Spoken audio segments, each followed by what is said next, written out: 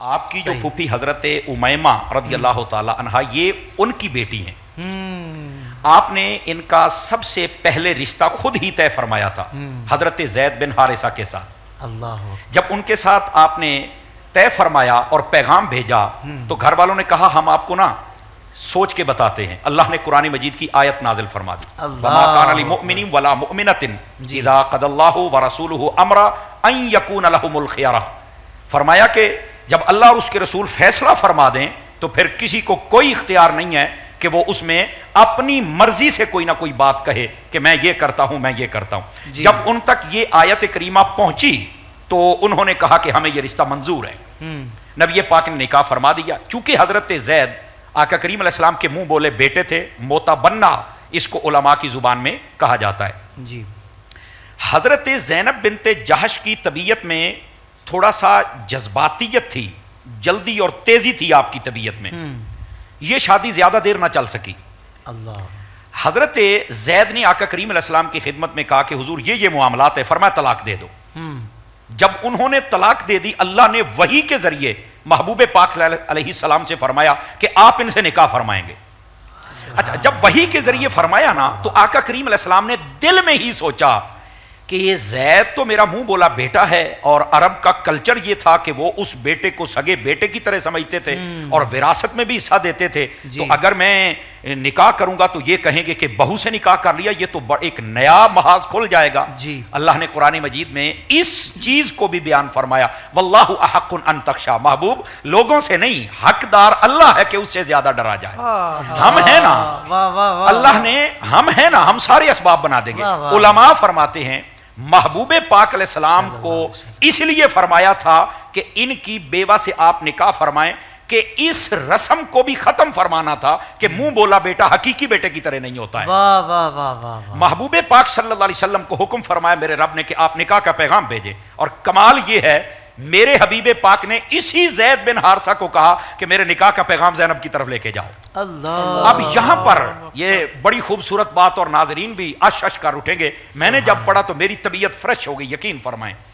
جب حضرت زید پیغام لے کے گئے نا تو کہتے ہیں کہ آپ سمجھ سکتے ہیں کہ میری بیوی میں نے طلاق دی اور میں ہی حضور کے لیے پیغام لے کے جا رہا ہوں. کہتے جب میں پہنچا تو خدا کی قسم اللہ نے میرے دل اور دماغ پر ان کی ایسے بزرگی نازل فرما دی کہ میں آنکھ اٹھا کے انہیں دیکھ بھی نہیں سکا تھا. اور کہتے میں بڑے ادب کے ساتھ, اور ایک روایت میں الٹے قدموں ان کے پاس گیا, جیسے یہ بیٹھے نا تو ایسے الٹے قدموں ان کی طرف گیا, بالکل ادب کے ساتھ جھک کر میں نے کہا کہ آقا کریم صلی اللہ علیہ وسلم نے آپ کو نکاح کا پیغام بھیجا ہے. تو اس وقت حضرت زینب بنت جہش رضی اللہ تعالی عنہا آپ نے فرمایا کہ اگر حضور نے پیغام بھیجا ہے تو میں اس وقت تک ہاں نہیں کروں گی جب تک اپنے رب سے صلاح مشورہ نہ کر لوں. آپ نے پھر یہ فرمایا میں اپنے رب سے صلاح مشورہ کروں گی. اور کیسے یہ بات کہہ کے حضرت زید آپ تشریف لے آئے تو حضرت سیدہ زینب بنت جہش مصلی بچھایا, 2 نفل پڑے, سجدے میں سر رکھ کے رونا شروع کر دی. اور پتہ دعا کیا مانگی, ہائے ہائے ہائے, دلوں کی کلیاں کھل اٹھیں گی ایسی دعا فرمائی, یا اللہ اگر میں اس لائق ہوں کہ تیرے محبوب کے گھر میں جاؤں اور وہ مجھے اپنائیں, اگر میں اس لائق ہوں تو اپنے محبوب کے حرم میں مجھے داخل فرما دے. اللہ نے قرآن مجید کی آیت نازل فرما دی وَزَوَّجْنَاكَهَا کے لفظ سے فرمایا حبیب ہم نے تیرا نکاح اس کے ساتھ کر دیا ہے, ہم نے تیری شادی کر دی. سبحان اللہ. نبی پاک علیہ السلام نے اپنی ایک خادمہ تھی, ان کا نام بھی سلمہ تھا, ان کو بھیجا کہ جاؤ یہ پیغام سنا کے آؤ. آپ کو جب پیغام سنایا تو یہ بات اور طبیعت میں ایک خوبصورتی پیدا کر دے گی سننے والوں کے بھی.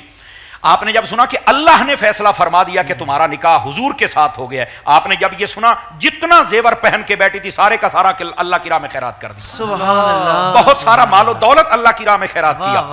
2 مہینے کے منت کے روزے مانے کہ میں یہ رکھوں گی میرے بھاگ جاگے کہ میں حضور کے حرم میں جا رہی ہوں. یہ حضرت سیدہ زینب بنت جہش رضی اللہ تعالی عنہا, یہ آپ کا مقام و رتبہ ہے. اور پھر جب نبی پاک صلی اللہ علیہ وسلم ان کے گھر آئے تو آپ نے آ کے پہلا جملہ جو ارشاد فرمایا مسکرا کے, آپ نے فرمایا اللہ المزوج و جبریل الشاہد, فرمایا اے زینب بنت جہش اللہ نے ہمارا نکاح کیا ہے اور جبریل ہمارا گواہ ہے. سبحان اللہ اور اس پر ناظرین اتنی محبت آپ کر رہے تو میں آپ کے ذوق کے لیے ایک اور بات کروں. بہت اچھے. حضرت زینب بنت جہش رضی اللہ تعالی عنہا آپ زندگی بھر اس پر فخر فرماتی تھی اور کہتی تھی 3 اعزاز ایسے ہیں جو میرے پاس ہیں کسی اور کے پاس نہیں. اور وہ کیا ہیں؟ فرمایا میرا اور حضور کا جد انور دادا ایک ہے, ہم ایک خاندان سے ہیں. دوسرا فرمایا ہمارا نکاح اللہ نے کیا ہے اور ہمارا گواہ جبرائیل امین علیہ السلام. واہ واہ سبحان اللہ. اس شان کے ساتھ حضرت زینب بنت جہش رضی اللہ تعالی عنہا آپ کا نکاح حضور اکرم علیہ السلام سے. کیا کہنے علامہ اچھا, صاحب. جب حضرت زینب بنت جہش رضی اللہ عنہا آپ حضور کی خدمت میں آئیں تو آپ اپنے ہاتھ سے بہت زیادہ کام کرتی تھیں اور جو بھی اس کی اجرت ہوتی, جیسے عورتیں پنکھی بناتی تھی, کپڑے بناتی تھی اور یہ ٹوپیاں وغیرہ, سویٹر وغیرہ, یہ بہت سارے کام ہوتے تھے. صحیح. جو بھی آتا تھا آپ خیرات کر دیتی. اور جس دن آپ نے پردہ فرمایا تھا, حضرت یہ بات سننے والی ہے, جس دن آپ نے پردہ فرمایا تو ام المومنین حضرت عائشہ صدیقہ تو یہ بات طاہرہ رضی اللہ عنہا آپ کے سرانے آ کے کھڑی ہو گئی اور آپ نے کہا ذہبت حمیدتن مفیدتن مدروعتن للیتامی والمساکین. فرمایا لوگو آج سب سے اچھی خصلتوں والی نبی کی بیوی رخصت ہو گئی ہے, سب سے زیادہ فائدہ پہنچانے والی حضور کی بیوی رخصت ہو گئی ہے, یتیموں اور مسکینوں کی حفاظت کرنے والی پالنے والی بیوی آج دنیا سے رخصت ہو گئی ہے. اس شان کے ساتھ حضرت زینب بنت جہش حضور کے نکاح میں آئیں اور اس شان کے ساتھ آپ دنیا سے رخصت ہوئیں. اللہ کی ان پر رحمت ہو, ان کے صدقے ہماری مغفرت ہو. آمین.